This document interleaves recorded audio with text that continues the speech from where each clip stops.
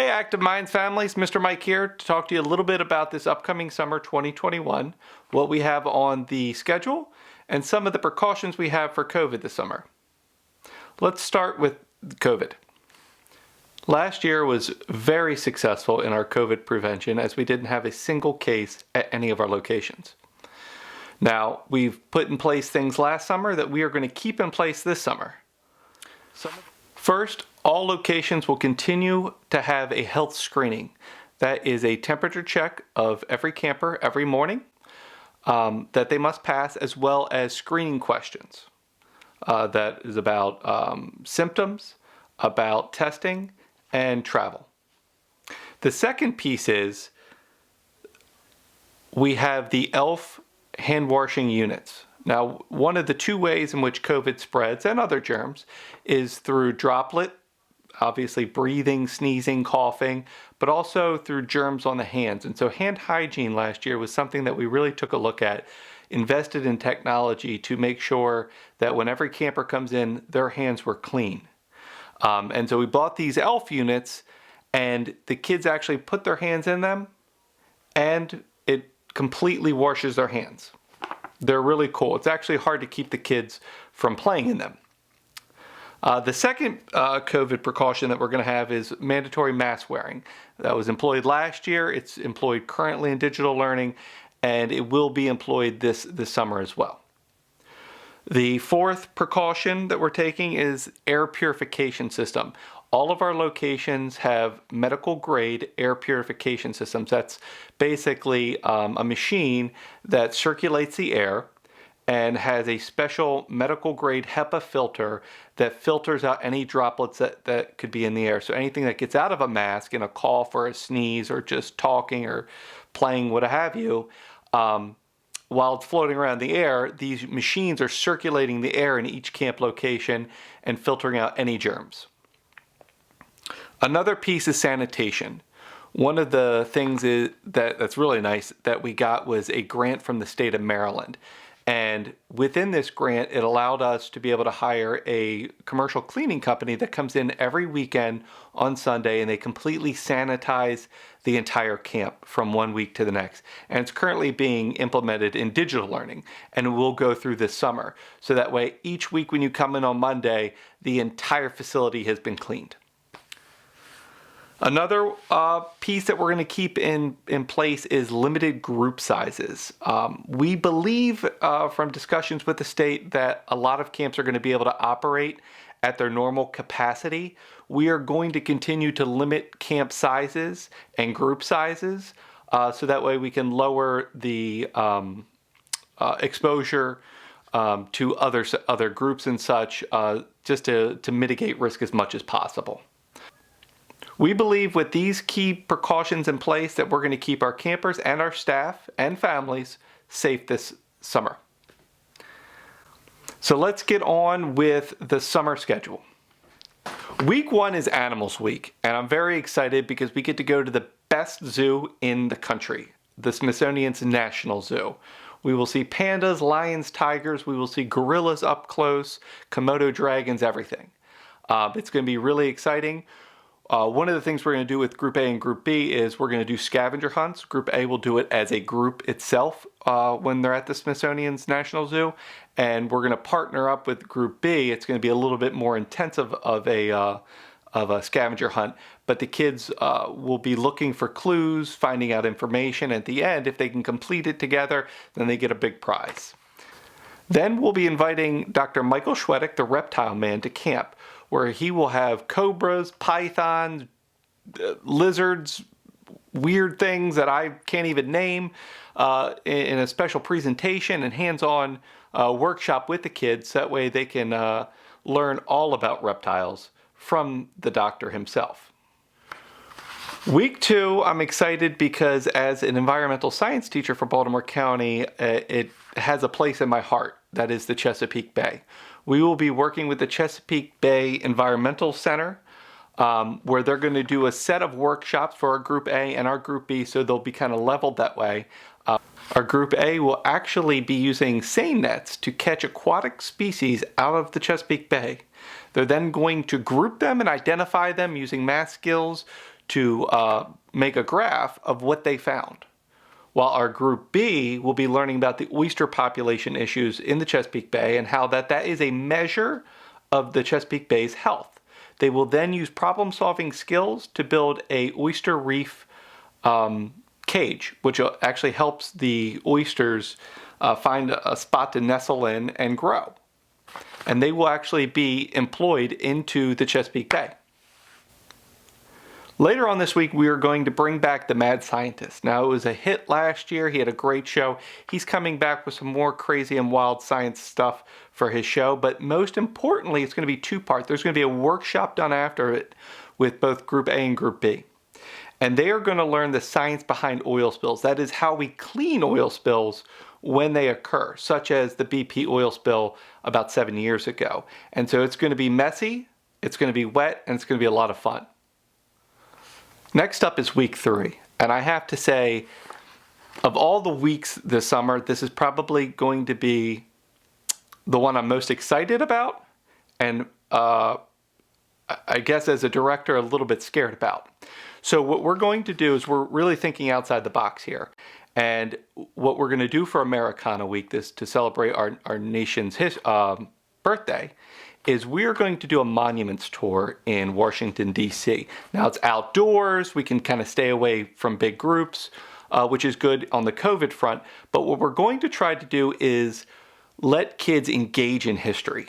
And it's an idea that it came to me probably a year or two ago, but we're going to have a couple of actors that will be portraying the founding father or historical leader of that monument that we're going to. And the kids will actually be able to ask them questions, part of their scavenger hunt, to get answers. So they're going to actually be asking Martin Luther King Jr. questions. They're actually going to be asking Abraham Lincoln questions. I'm very excited about this and nervous at the same time on how it's going to work out, but I think it's a really cool way to engage kids in history and for them to learn. So that's something I'm really looking forward to. Later on that week, we're going to go to Horizon. Usually once or twice a summer, we like to go to like a big hit movie, and we rent out the entire facility ourselves. So there's no exposure to the public or anything like that. And we're going to see Minions, The Rise of Gru, which every kid loves Minions, and it's going to be a lot of fun. Week 4 is the first of a 2-part adventure week. Now, the groups here are very specific on what they're doing because they're doing different things based on age and size. Now, Group A this week will get to go tubing on the Gunpowder River. It's kind of this windy, lazy part of the river where they get to hop in and swim a little bit. Everyone has to wear life jackets. Everyone has a tube. And we're going to have staff members trained with them the whole time. As well, there's going to be a gunpowder hike. It's going to be an adventure hike where they actually have to find certain things, and if they can find everything on the list throughout their hike, bam, they get a prize. So just kind of incentive to have some fun. Now, Group B has the option. They can do the tubing, or they can opt for a little bit more adventure by whitewater rafting on the Shenandoah with river and trail outfitters. We use them for everything adventure. They are an incredible organization. They have an impeccable safety record, and we've done this twice before. This will be our 3rd time. We do it every other year. Nothing gets over a grade 3 or class 3 rapid, so it's not a very crazy river or anything like that. Most of them are 1s and 2s, and the kids have always had a great time. As well, their hike is going to be a little bit more of an adventure hike as we're going to do the Billy Goat Trail, which is just right outside of Washington, but it's really one of the more adventurous hikes that you can do in the Maryland, D.C. area. And it's a lot of climbing over boulders and such. For the older kids, they're going to have a lot of fun. Week 5 brings Adventure Week Part 2, and we're bringing back Tree Trekkers. We went to them last year, had a great time. They have a high and low ropes course, which is a little unusual because a lot of places only have high ropes courses. So if your camper is a little nervous about being up high, that's okay. There's a low ropes course as well. The kids pick different paths through the ropes course on different difficulties and settings. It's a lot of fun. So if you have a 5th grader to a 3rd grader or 2nd grader, there's something for everyone. In addition, we're going to take a hike of the Turkey Hill Overlook, which is just north of us, of Harford County. And it's a gorgeous, gorgeous hike. And they actually have different trails for different difficulties. So some of the older kids, if they want to try something a little bit more difficult, we can peel off a small group into that.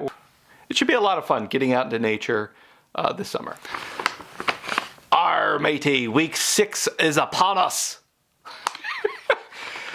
Week 6 is Pirates. Now, we tried to do this last year, but obviously with a lot of stuff getting canceled and moved, the USS Constellation was not open, and they are saying that they will be open this summer, so we're very excited. This is an experiential field trip where the kids will actually get to do the Powder Monkey experience. If you're not familiar with it, Powder Monkeys were literally children that were on pirate ships in the 18th and 19th century that literally loaded cannons.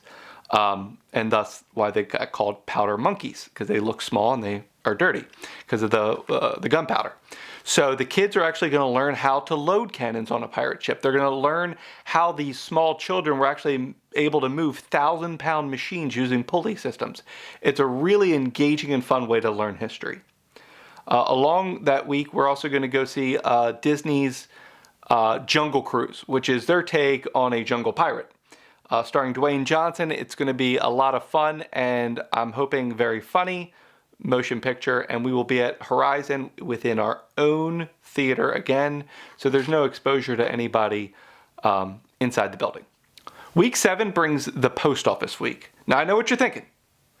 This isn't like talking to Martin Luther King, and it's not like whitewater rafting down the Shenandoah. I know. But the Smithsonian's National Post Office Museum is really interesting and filled with a lot of cool stuff.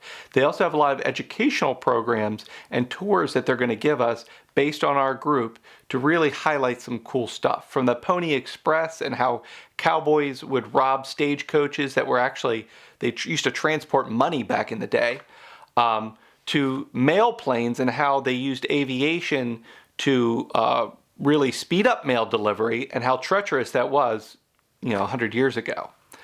So they're going to see a lot of cool stuff, including the most valuable stamp in the world. Later on that week, we're going to go to one of our campers' fan favorites, Laser Dome. And this is where we get to do unlimited laser tag, unlimited video arcade games, unlimited pizza, unlimited dance party. It's a lot of fun. Week 8 brings Coding and Robotics Week. And this is a really cool week, not just because I'm a science teacher and I love STEM, but also it's really exposing kids to coding, which, if you talk to any educator, the future in the United States is going to be found in being able to write code. And so this is basically an exploratory workshop where they get to learn the principles of coding and then apply that to a robot in order to make him move. It's going to be a lot of fun, and whether you're in Group A or Group B, you're going to be able to do the same thing. It's actually leveled for them. It's really cool. Later this week, we will be going to Hershey Park. Every camper's favorite trip, hands down, no questions asked, best time that they have all summer. And so we will be doing roller coasters. We'll be at the water park. We're going to be having a great time.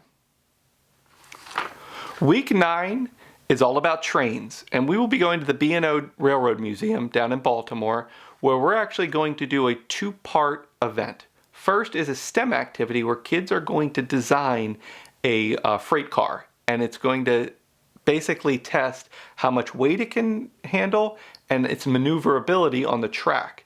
And so each team is going to work together to design their own. It's going to be really cool. The other thing is we're going to get a special tour just for active minds of the B&O Railroad Museum. Food on the move, and it's going to highlight how train cars actually deliver almost all the food that we eat in our grocery stores. Later on this week, we're going to have a special Active Minds only party. That is, we will be the only ones in the facility of Skateland right here in Nottingham. So there's going to be a lot of music, a lot of skating, pizza. It's going to be a blast. Week 10 ends our summer 2021. I know I am sad too, but it must come to an end, but we're going to do it in style, and we're going to do it with Culinary Arts Week. Usually we end the summer this way. It's usually a baking theme, but this year it's going to be a cooking theme. And so we will travel up to Young Chefs Academy in Bel Air, and we are actually, the kids, I guess, and staff, will make from scratch an Italian dinner. It's going to be really, really cool and very hands-on. Following that, we will go to Glenarm, just north of Perry Hall, to the organic fruit farm, where kids will be able to pick blackberries and blueberries and eat to their heart's content. They're going to learn what is different about organic farming than regular farming. They'll see their beehives out there because they have this whole honeycomb system of bees that help pollinate all their fruits and vegetables. It's going to be really, really hands-on, a lot of fun, and great memories. That ends our 2021 preview. If anyone has any questions, needs anything, feel free to give me a call or an email. That's what I'm here for. That's what I do. And otherwise, from Miss Jordan, Miss Rachel, Mr. Cole, and myself, we will see you again this summer.